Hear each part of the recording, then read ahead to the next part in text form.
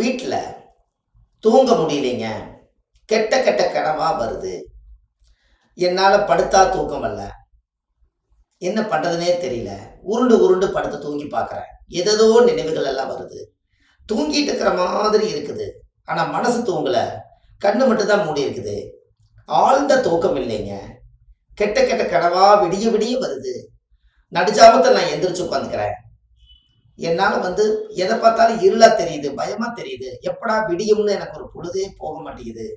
இப்படியெல்லாம் உங்களுக்கு ஏதாவது இருந்துச்சுன்னா இதுக்கு ஒரு பரிகாரம் சொல்கிறேன், நீங்கள் எழுதி வச்சுக்கோங்க. இந்த பரிகாரம் மிக அற்புதமான பரிகாரம். இதை நீங்கள் செஞ்சு பாருங்க, நிம்மதியாக தூங்குவீங்க. இப்போ இந்த பரிகாரத்தை நீங்கள் தெரிஞ்சுக்கணும் அல்லவா? உங்களுடைய வாழ்க்கையில் இதை நீங்கள் முக்கியமாக தெரிஞ்சுக்கணும். பழனி மலையில் போகர் சமாதி அங்கே இருக்குது. இந்த போகர் சமாதி மேலே திருநூறு, அங்கே தீபாரதனை காமிச்சு பூஜை பண்ணி சாமி கும்பிட்ட திருநூரை நீங்கள் கொஞ்சம் வாங்கி கொண்டு வந்து தலைமைட்டு கடையில் வச்சுட்டு நெத்தியில் விபூதி விட்டுட்டு, அகத்தியர், பெரிய பெரிய மகான்கள் அவங்களே இந்த இடத்துல விபூதியை கையில் வச்சுட்டு தான் பேசியிருக்காங்க. ஆனால் போகர் ஒருத்தர் மட்டும்தான் நவபாசனத்தில் முருகர சிலையை உருவாக்கி கந்தன் திரு நீர் அணிந்தால் வந்த வினை ஓடிவிடும். அப்ப கந்தன் திரு நீர் அணிந்தால் வந்த பிணி ஓடிவிடுமா. அப்ப காத்து, கருப்பு, பில்லி, சூனியம், நம்மளுக்கு மாந்திரீகம், எல்லா தோஷங்களையும் நீக்கக்கூடியது. அகத்தியருக்கே திருநூறு தான் பிரசாதமா அவர் வாழ்க்கையில ஒரு சொத்தா உடம்புல பூசியிருக்காரு. அவரே போகர மிகப்பெரிய ஒரு வழிபாட்டு ஸ்தலமா கையெடுத்து கும்பிட்டுருக்காங்க. அப்ப எவ்வளவு பெரிய நட்பு வச்சிருப்பாங்கன்னு பாருங்க. போகருக்கு மட்டும்தான் அந்த பவர் உண்டு.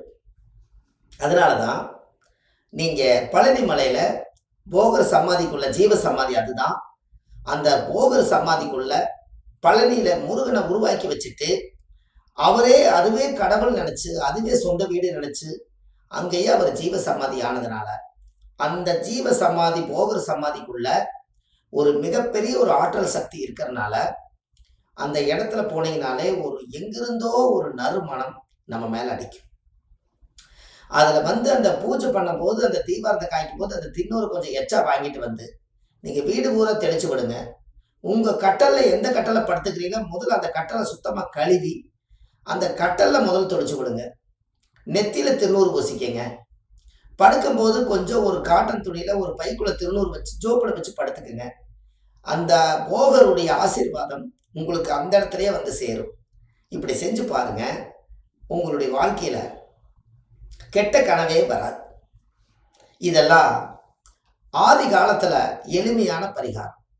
ஒரு கையில 90 வாங்கி பூசிட்டு ஒரு கையிலேயே பிடிச்சிக்கிட்டு நாயம் பேசிட்டே கொண்டு ஒரு கையில் எடுத்துட்டு இந்த கையில் எடுத்து அப்பாவுக்கு திருநூறு வச்சு விடுறதும், அம்மாவுக்கு திருநூறு வச்சு விடுறதும், அந்த காலத்துல கூட பிறந்த தங்கச்சிக்கு, குட்டி பாப்பாவுக்கு, பெரிய பாப்பாக்குன்னு அந்த திருநூறு ஒண்ணு எல்லாம் முடிச்சுட்டு நெஞ்சிலேயே நம்மளுடைய கழுத்திலேயே தொடவிட்டு ஒரு துளி கூட காத்துல விடாம மூடி கொண்டு வந்தாங்க ஒரு காலத்துல.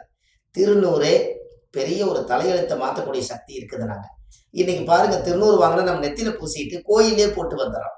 அந்த காலத்துல எப்படி நடந்துக்கிறாங்க. நம்ம மட்டும் திருநூறு வச்சா பத்தாது, நம்ம அப்பா அம்மாவும் நல்லா இருக்கணும், நம்ம அக்கா தங்கச்சியும் நல்லா இருக்கணும்னு அந்த காலத்துல கையில மூடி கொண்டு அந்த திருநூறு அப்படியே எடுத்து நெத்தியில வச்சது எத்தனை பேர் உங்களுக்கெல்லாம் வச்சிருக்கிறாங்க. நீங்க பாட்டுக்கு வேலை செய்வீங்க, அவங்க பாட்டுக்கு கொண்டு வைப்பாங்க. அதுல ஒரு பாசம் தெரியுதா இல்லையா?